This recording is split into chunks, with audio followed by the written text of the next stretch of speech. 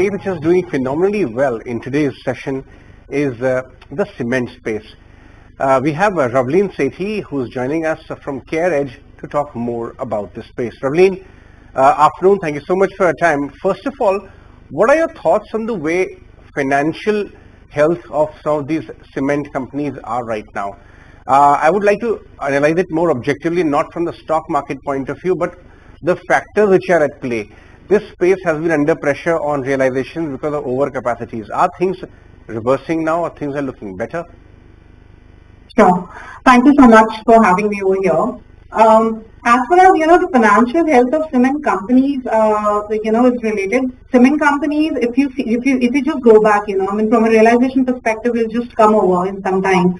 But financial health of the sector has really improved. If we actually go 2-3 years back, so 20 and 21 were two very good years for the cement industry, and players, have deleveraged quite a bit. In fact, the top 3-4 players that we talk about are on a net debt positive.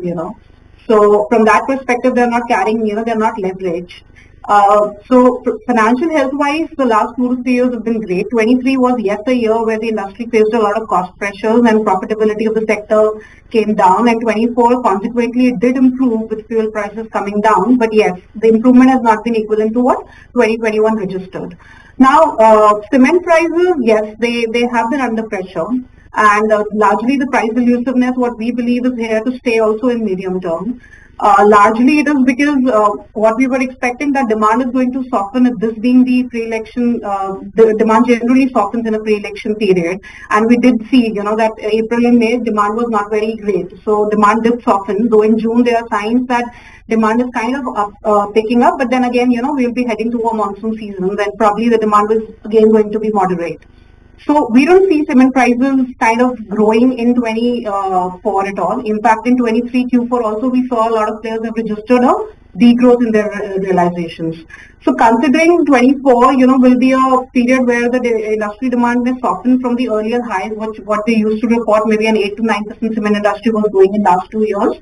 And we are only seeing a cement industry may register a growth of close to 5 to 6%. So considering this and also the heightened competition, amongst the players to maximize the volumes and the market shares, we see that prices would not improve in FY25. They might remain to what 24 exit prices were, or marginally even decline by 2% to 3%, depending on, which region are the players selling. I've always wondered why cement prices have remained, I'm actually looking at the data, that cement prices have remained almost the same, 5% give or take, for more than 10 years. Correct. And even now, because the government is kind of uncomfortable if cement prices start rising, their projects, get, expensive and etc. It has a common man angle to it. Over the next 5 years, do you see purely because the demand picking up, the demand supply or overcapacity is to get adjusted? What is a strong investment case in cement anyways, if I look beyond 2 to 3 years? Is there one? So you're asking from the realization perspective, yes. That would they grow beyond 2 to 3 years? Yeah. Okay. So cement demand, for the next 2 years, it might, we don't see the realizations also would kind of increase in 25, like I said, and 26 also there might be a marginal increase. But what we see is, the cost curve is kind of changing. The cement players, in FY29 and 30, the MMDR Act, which was there, which would come in play. And players will have to increase their prices if they have to, assume that additional cost which is coming onto the books. But from an EBITDA per ton perspective, you're very much right. Cement players have been making close to, if I talk about the top 4-5 players, they've been making close to 900 to 1,000 per ton on an average. And we see that realizations would continue for the next 2 to 3 years as well. What players they generally do is, they start, for cement, obviously it's a long gestation period.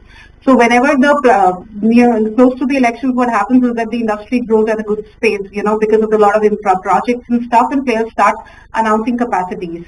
And it takes a good chunk of time for the capacities to come on board. So, we'll always see these periods, when probably there would be some kind of a slowdown and capacity utilization would kind of, plateau out.